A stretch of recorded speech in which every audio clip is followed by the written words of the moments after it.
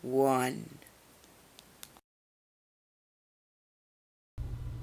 Probably the scariest thing to happen to me was when I was riding the bus last March. I got on with my friend and, ironically enough, we were discussing weird stuff we've seen on public transit. An odd-looking fellow was sitting across from us on the other side of the bus, doing something against the wall and making a pretty loud scraping noise. We both saw the cleaver he was scraping the wall with at the same time because we instantly shut up. I spent the next 10 minutes freaking the hell out because I didn't know whether to get up and alert the driver while risk getting stabbed in the back, or sit there and wait for him to begin his murderous rampage. When I finally texted my friend who was sitting next to me, Cleaver guy got up and walked to the back and then the front of the bus, passing me twice while I nearly pissed in my pants, before he finally got off.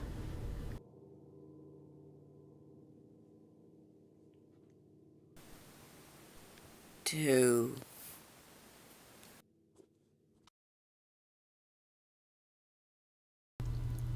The scariest thing that has ever happened to me happened when I was entering my house one afternoon to see a huge, bearded man waving a wrench at me. He told me that he was the plumber and that my father called him earlier. My father had died a couple of months prior, so imagine the look on my face. How scary is it when you're a child to have your dead parent call the plumber? The guy must have seen the look on my face because he told me that he was going to get his welder, and when he left, he never came back. I closed the doors and locked them, and I ran upstairs. On my bed was a bag with a bunch of our stuff in it, so he was in the middle of robbing us when I walked in.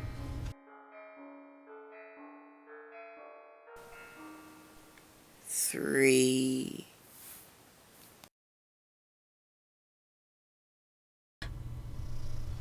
I was at a picnic at a park one day, and while my mom and I went to leave, I tried to get my dog to pee. When I was doing this, some really tall, big guy started walking to my mom while I wasn't around her and asked to take a picture with her. She's pretty gorgeous. And she politely declined. And he kept asking and questioned if she was ever on Girls Gone Wild.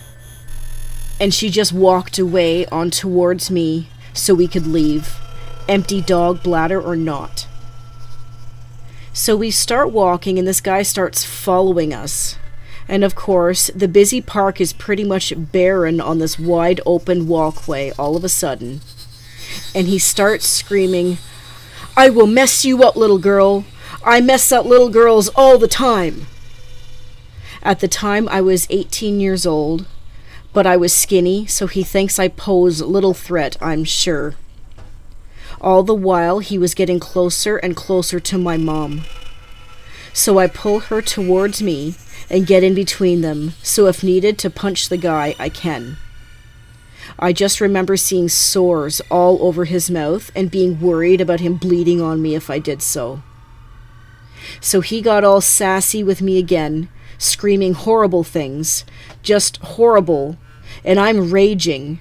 I'm not the most intimidating looking thing by far, but when it comes to my mom, I was ready to throw down.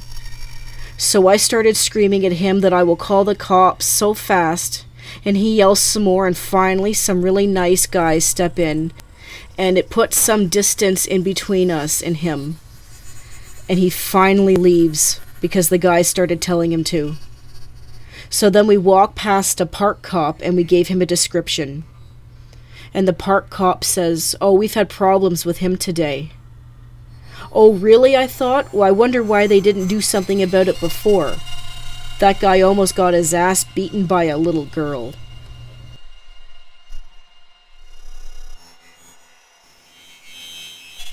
Four.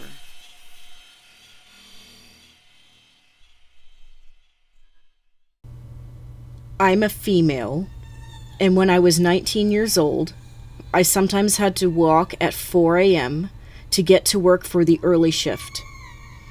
Normally, I would walk through the ravine, but when it was dark, I stayed away from it, and one fateful night, I stumbled across a man at an intersection, facing down the long stretch of sidewalk with no intention to cross it. He was holding a leather S&M type costume in an outstretched hand, complete with spikes and studs. To this day, I do not understand why I decided to walk past him and not cross the street, but he stood there, unflinching as I passed him. I couldn't believe my eyes, so I proceeded to walk backwards up the street to see if he disappeared or moved, but he remained there.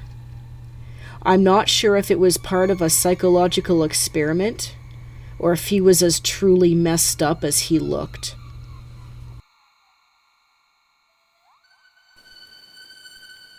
Five. One of my friends was apartment hunting. She responded to an ad in the local newspaper about an apartment that sounded great.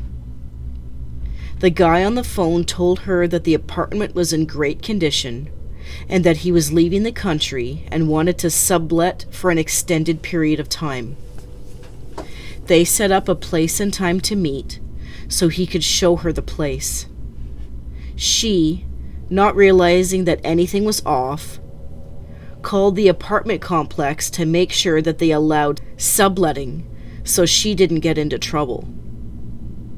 The complex told her that no one with that man's name was renting a property from them.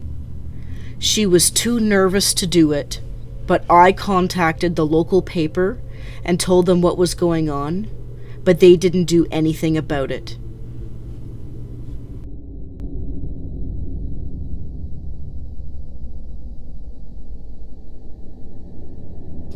Thank you so much for watching and supporting the show. If you have a story to share, send us an email, like us on Facebook, share, like, and subscribe.